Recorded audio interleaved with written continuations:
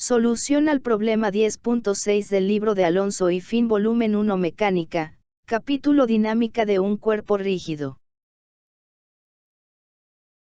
Problema.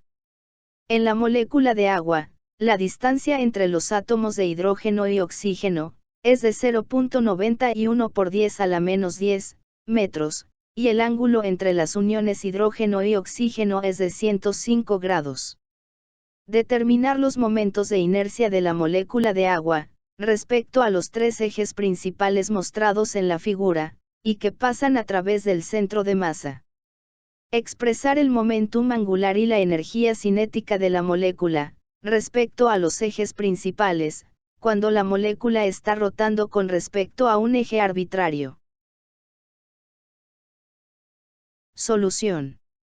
Sin pérdida de generalidad, se puede elegir a los tres átomos, 2 de hidrógeno y 1 de oxígeno, en un solo plano.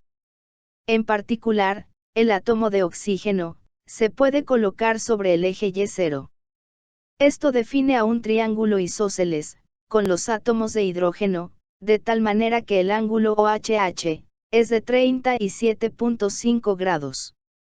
Y la distancia X, es igual a la longitud del enlace hidrógeno-oxígeno, R, por el coseno de 37.5 grados.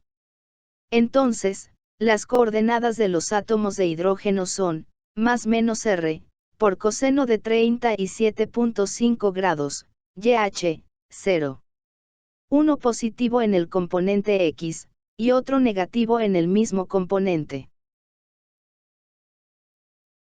Y las coordenadas del átomo de oxígeno son, 0, Y0, y 0. Por lo que para que el centro de masa se ubique sobre el Y0, entonces, YCm, es igual a 2 por mH, por YH, más MO, por YO, entre 2 por mH, más MO, debe ser igual a 0. Es decir, que el numerador es igual a 0. De la figura, se tiene que YH, más YO, es igual a R, por seno de 37.5 grados. Se tienen entonces, dos ecuaciones con dos incógnitas, por lo que multiplicando la primera por MO, y restando la segunda, se tiene que MO por YH, menos 2 por MH, por YH, es igual a MO, por R, por seno de 37.5 grados. Despejando y sustituyendo datos, se obtiene que el componente Y para los átomos de hidrógeno, es igual a 6.34 por 10 a la menos 11 metros. Y el componente Y para el átomo de oxígeno, es igual a menos 7.99 por 10 a la menos 12 metros. De esta manera, las coordenadas los átomos de hidrógeno, para X, Y y Z, son más menos 7.22 por 10 a la menos 11 metros, 6.34 por 10 a la menos 11 metros Y, 0, respectivamente. Mientras que las coordenadas del átomo de oxígeno, para X, Y y Z, son 0, menos 7.99 por 10 a la menos 12 metros Y, 0, respectivamente. De esta manera, el centro de masa se ubica en el origen. Por lo tanto, respecto al eje X0, el momento de inercia, y X0, es igual a 2 por mH, por el cuadrado del componente YH, más MO, por el cuadrado del componente YO. Sustituyendo datos, se obtiene que el momento de inercia, y X0, es igual a 1.51 por 10 a la menos 47 kilogramos metro cuadrado. De la misma manera, respecto al eje Y0, el momento de inercia, y Y0, es igual a 2 por mH, por el cuadrado del componente XH. Sustituyendo datos, se obtiene que el momento de inercia, y Y0, es igual a 1.74 por 10 a la menos 47 kilogramos metro cuadrado. Por último, respecto al eje Z0, el momento de inercia, y Z0, es igual a Ix0, más y0.